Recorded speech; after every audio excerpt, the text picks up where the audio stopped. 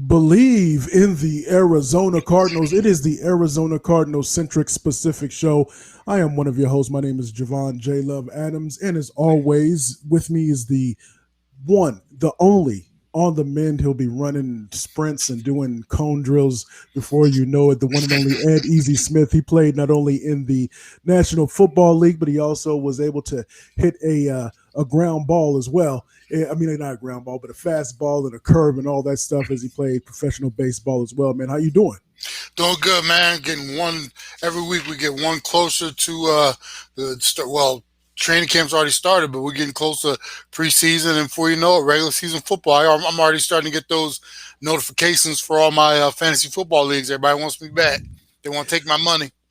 We're gonna add that as a topic to the show here because I want to I want to understand your fantasy football logic, and we do a fantasy football kind of pick'em show with our partners from Casual Sports Radio Network, and so I'm sure we'll be doing that again and seeing how that goes. But this week, want to definitely dive into some things that deal with some of the news coming out of training camp.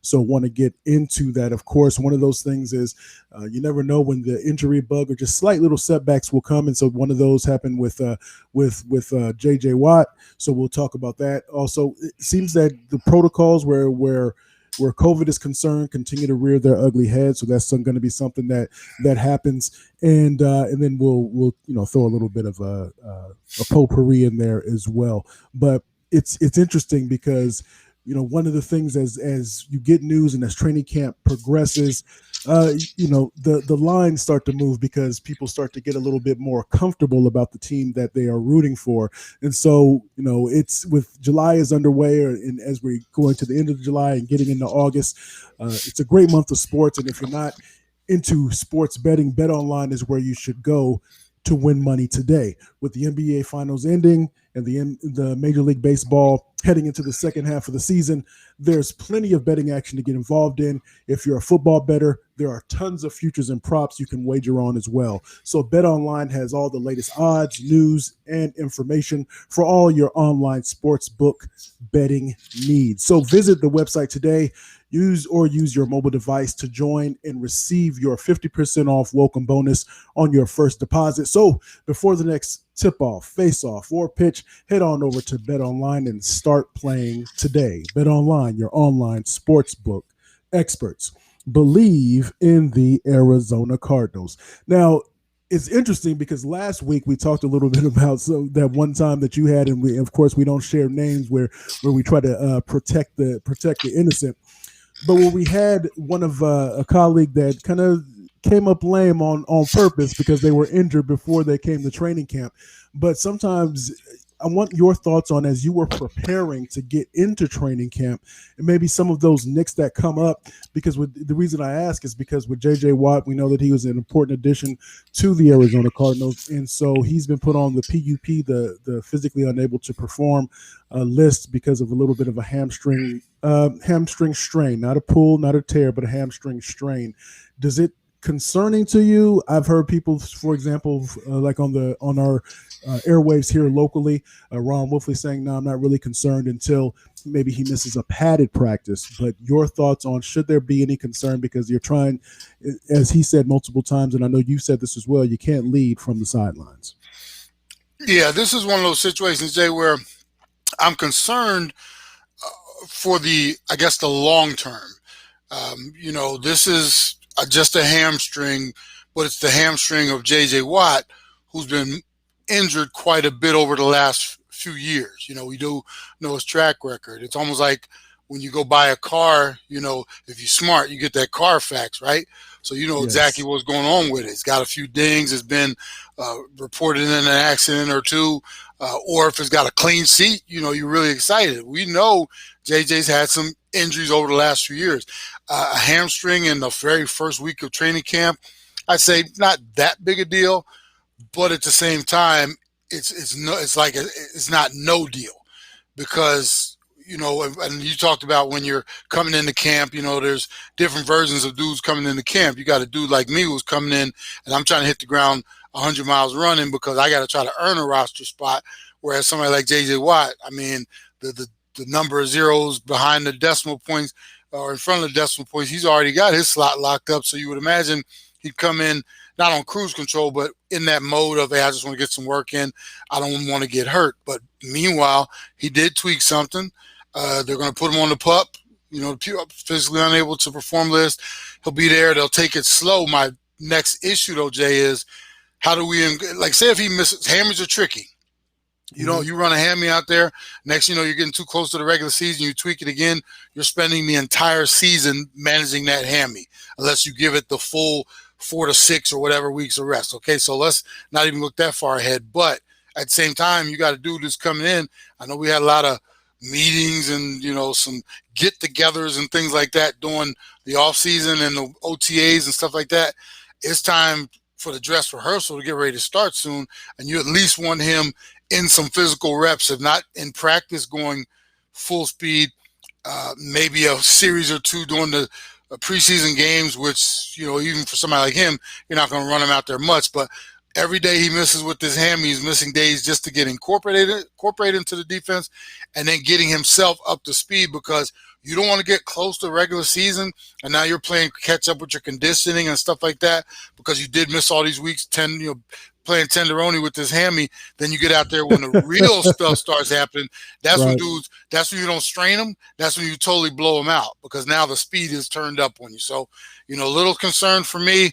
Really want to see where this goes over the next couple to few weeks. Yeah, it's definitely going to be interesting because when you hear about the reports on how well that JJ Watt takes care of his body, so that's in terms of what he's doing in his regimen, stuff like that. So it's definitely something to keep in mind, because the last thing you want is for it to be like I think when Terrell Suggs was back, he had some issues in terms of injuries, but he was really at the tail end of his career and was trying to get a couple of checks before. A check or two before he walked off into that good evening or good night. And I'm not mad at him for that. One thing I do want to, you brought this up just a little right when you're in your intro. The one thing, the old saying was you can't make the club from the tub, right? Right. In my opinion, let's change this around. You can't lead the team from the tub either. So this is something like, if JJ's going to be that dude, we need you on the field, not rah-rahing us while we're out there doing all the work and sweating and bleeding during camp. We need you out there with us, especially, we get close to the start of regular season. You just all of a sudden can't jump out the cold tub and now you're ready to go. We want you in there with us at least a little bit during the struggles of training. There used to be the dog days of two-a-days, bro, and the struggles. They get this camp fluff now. So we at least want you out there half sweating with us. I hear you there. So Bleav in the Arizona Cardinals. I mentioned a little bit earlier in terms of potpourri. One of the things I wanted to talk a little bit about if we're looking at the linebacker core, we're going to have some youth that are going to be in key positions. We run a 3-4 so that are going to be in key positions, and the people I'm talking about are Isaiah Simmons, who's coming into his second year, and then we have Zaven Collins, the rookie, he's going to be in an interesting position, and I want to get your thoughts on that. But if we're looking at the projected starters in the linebacker core, we have Marcus Golden, Zaven Collins, Isaiah Simmons, and then maybe kind of like that Chandler Jones in that situation as well. With Zaven, he's looking to be more along the lines of, with Zaven Collins, he's going to be kind of that quarterback of the defense in that kind of that his role. Is that a lot? I mean, how much? I won't say is that a lot, because being a football player and all these things you have to process right away, and your ability to process things quickly. But how much pressure or how much responsibility is that to be kind of the quarterback of the defense in that position? More than you can ever imagine, bro, because the thing with being the quarterback, and this goes for the guy on the defensive side as well, you have to not only know your position, but every dude on the defense, you have to know where they're supposed to be lined up and what their responsibilities are as you're calling the fronts and the coverages and stuff like that. You can't call out a wrong front and a bad coverage on the backside or a bad blitz or something like that doesn't match up with what you're trying to do. So you got to know at all times. Like I said, I give you a quick illustration of what the quarterback does from the offensive side. I think I've told you this story before. One time I went up to the line of scrimmage. I'm in Atlanta, my second year there, and I totally had a brain cramp, man. I'm at the line of scrimmage. Chris Chandler goes into calling the cadence, calls an audible. you break the huddle. You're like, okay, I'm supposed to do this. I'm supposed to do this. You get to the line, and all of a sudden you hear that code, and they go throw the audible at you, and you're like, huh? What am I? So I'm sitting there like, oh my God, what? And Chris is in his cadence, getting ready to go into set, and I was like, I'll just come out my stance real quick. I said, Chris, and I gave him a shrug, like he was like, you got the out. I was just like, thank you, Jesus. But same thing goes for that dude that's calling the defensive plays. Dude comes running up to you. What do I got? What do I got? You can't say, I don't know. You got to know. So this is extra added pressure on a young man already who's going to be swimming coming into the league. That's no easy task. I mean, God forbid, when I was playing tight end, if I had to know what the left guard and the wide receiver on the other side of the formation were supposed to be doing, so it's going to be, you're asking a whole lot out of a young player. Hopefully he's up for it, and hopefully they won't make things too complicated on him from the very beginning. Give him some, I'm not sure if they're going to have packages or whatever, but hopefully they'll figure it out so his head isn't swimming. Okay. Now, again, I mentioned potpourri because I want to get your thoughts on the COVID protocols. But recently, with Aaron Rodgers coming back, so getting back into the fold in Green Bay, and them trying to at least work out a truce for right now. And one of the things he mentioned in a press conference was he said that people essentially that they come here to play with me. They're coming here for me. When you were looking at places to play, now again, and you said this multiple times. Look, man, I'm trying to go. I was trying to wherever I could be, wherever I could do. But let's say you had the pick. Are you going to go somewhere where would the quarterback weigh more heavily? Would it be the coaching? What would somebody like Ed, if let's say you were that top tier free agent and you were coming out, you had the ability to choose, what would be criteria? Because I'm just curious how accurate a statement from Aaron Rodgers is when it comes to that. Yeah, depending on position, player, skill set, et cetera, et cetera. I would imagine most players at that top echelon of players that can literally say, well, I'm going here to play and have multiple, long-term offers thrown at them. Part of it would be skill set and fit. You're not going to go to a team if you're a wide receiver and they got over in Tennessee where they're going to be running Derrick Henry left, Derrick Henry right, and the scraps thrown out there to the wide receivers. You're not going to be in the same category as maybe Kansas City or different options. So it depends. Like I said, what your skill set fit is, where you want to go. Then after that, you do start thinking about. There's other factors, obviously, family and home life. You got a big family. You might not want to root them up and take them all the way across the country to California if you're a East Coast man and you don't want to do that to the family. If the money's good enough, you go buy 2 houses and just have them go back and forth. All right. Ain't that nice? Exactly. Then as it trickles down, bro, it does fall down to dudes you want to play with. And in the, I guess the Aaron Rodgers would be somebody a lot of offensive dudes would want to go play with. And even, defensively, you're going up there, you're going to be playing for a team that's going to be putting the ball in the end zone and through the goalpost and, makes things a lot easier on you defensively. And you do have, in most instances, most seasons, that's a team that's going to be somewhat fighting for a playoff berth. Who knows, maybe, being a Super Bowl contender. So those are the things that you will put into your considerations. Now, I guess can Kyler Murray be that attraction? Can Kyler Murray be that magnet to draw those people, to draw some of those, whether it's defensive or offensively, to the Cardinals? Let's put it this way. Okay. He could, but he's got a long way to go. When you're talking about getting to that level of legendary and I guess mystique, whatever you want to call it, when dudes want to come play with you. Now, I guarantee there are some guys, younger guys especially, that will want to come because it's exciting. You got all this going on. We'll see how the season goes. You finish fourth in your division, which a lot of people are predicting, then it becomes less and less, wow, I want to go play with that dude. But we're trying to take those baby steps here. What happened for me, the true test is when the veterans, those old dudes, want to come play with you. Young dudes, all these dudes, they play together in college. They've done all the camps together. They're all on each other's Instagram page and Twitter and all that kind of stuff. What's the new one? TikTok and all that stuff. So Right. these dudes are all familiar with each other like that. This younger generation. You start getting those old dudes, the ones who've been around the block a couple of times, when they're starting to say, "Hey, I want to go because I want to play with that dude because I think he's got what it takes, and that looks like a winner over there." That's when you know you've made it. Gotcha. So Bleav in the Arizona Cardinals. The numbers in some places in some states are starting to creep up again. You have all kinds of debates. Some people trying to make it political. We're not trying to make it political. We're trying to make it about what's going on with the bottom line in terms of where the sports team that we're concerned about here in the Valley of the Sun.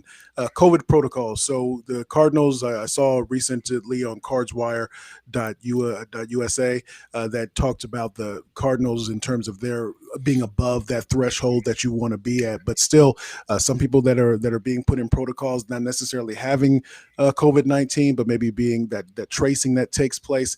It seems that it's the new way of the world. Am I right? When it comes to trying to, how do you prepare for the unexpected when you don't? When you're thinking about this, and this is of course going into our second year dealing with COVID. Any thoughts that come to mind where as you see some teams handling it maybe better than others as they're approaching game one in terms of in the exhibition season? Well, I'll just say this and it's a different world we live in, Jay. And back in my day, it was all about getting a flu shot during the season to make sure everybody didn't get sick. Now we're talking about something that's a pandemic that's taking over this world, not just this country, but this world. And for me, it's a little bit of a tricky situation. I don't ever tell anybody what they should or shouldn't do, but if I'm a player, the first thing that's coming to my mind is I got to be really, I'm trying to figure how concerned I would be about the long term, something that might happen to me 15 or 20 years down the line because of a vaccine they rust, versus me catching something or having it and not being symptomatic and giving it not just to my teammates but taking it home with me as well. I'm trying to weigh those out. And the scale for me, I know I watch all these shows, Jay, and there's a debate on both sides, and I'm like, I hate to be on one side and look at the other like, what are you talking about? But I'm just, like I said, when I'm weighing those two things, I don't get a shot because I don't know what this shot's going to do to me. And who knows, I might grow a horn out my butt in 25 years. Or I do get the shot and I keep my family, myself, anybody around me safe. If I don't get it, then possibly I might give it to somebody. And this isn't a flu. This is people getting it and then being in the hospital. And then like 3 or 4 days later or a month later after being in a coma, they die. So it's a little different. Right. So as far as what we're dealing with the sports, I'm just not sure if you're not going to do it for yourself. I'm a player. And like I said, I try to stay as neutral as I can on these. But if you're my teammate, if you care about me and this team and my family and your family, why wouldn't you want to get the shot? I don't know. If like I said, religious reasons, different things, okay, I understand that. But you can't. We're seeing the numbers already. And here's the thing: sports is just in. Parallels with life. Yeah. So our numbers are soaring through the roof out here and all across the country, for that matter. Now we get these young men together, some vaccines, some not, trying to be around each other, and we see the numbers going up. And it's like, what'd you expect? I mean, you think they were going to go down? I mean, it's like, it's like, I don't know. Okay, run around and have unprotected sex with 100 different people, right? And not think you might have the risk. All of a sudden, you start coughing and stuff starts dripping and stuff like that. And you're like, what would you think was going to happen? Right. Good point. So the one and only Ed Easy Smith and I am Javon J. Love Adams as we continue to monitor what's going on here at training camp as we approach game one. There's only 3 preseason games, so everyone has and now correct me if I'm wrong, Easy, before we head out of here. There's only, for most teams, unless it's just a terrible team, there's only about 3 to 5 positions that are maybe open. So you have all these people that are attending training camp, and maybe you're trying to put something on film for somebody down the road if you don't make the team, but there's only about 3 to 5, right?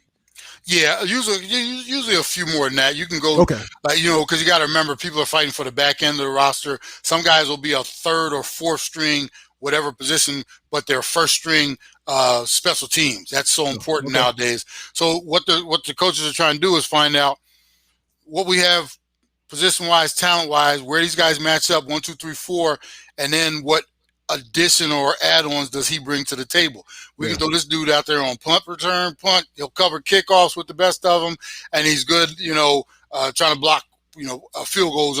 This dude's going to make it over a prima donna dude who don't like to get his hands dirty. And like I said, they might be the same position. He might even have a little more skill than this dude, but he showed that he's more valuable. So those are the things that the teams are looking for. And what's really critical, Jay, now with the cut down of off-season workouts and not a lot of hitting and pads and stuff like that, and now you take away one preseason game with one of them having to be the dress rehearsal. I don't even know how they're going to do that. Is it going to be game 2 now? Then you sit everybody in 3? It would have to be, right? You would think, but that means you now have to ramp things up. You can't. Think about this. Most teams, first preseason game, if your quarterback dresses, he goes out for one series, he does 2 handoffs, takes a 5-step drop, throws an out, incomplete pass. He's on the sideline with the headset the next two games, right? Next game, whatever. Exactly. Now, this is game 1, but you got to get these dudes ready for the dress rehearsal in game 2 so you can sit everybody and make the final cuts in game 3. They got to play a little bit longer. They have to play a little bit longer in game 1, or you just have to really you have to trust what you see in practice and hope it's not one of those practice warriors. And then what do you say? Look like Tarzan, play like Jane. Hit like Tarzan, hit like Jane. Right. Here's the other thing. Some teams might go the exact opposite way, like the Rams. Rams don't give a doggone about preseason or anything like that. Their dudes don't even play. So maybe they get enough physical work in, high speed intensity during their practices, because that's the only way you can do it. If you're just going light and your guys aren't getting, playing in the preseason, there's no way they can amp it up that fast. So I'm not saying they don't play at all, but they play very little, but they probably get a lot more intense work in during their few hitting periods that they can have.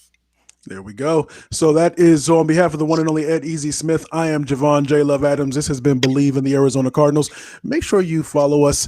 And if you are watching us on our, we're trying to add more elements to what we do. Follow us on Twitter at the Easy Sports, Easy Sports Talk. And then also make sure you tell a friend about what we have going on here at Bleav in the Arizona Cardinals. Tell a friend and tell a friend. So as we always say around this time, you can. Till next week, be easy out there.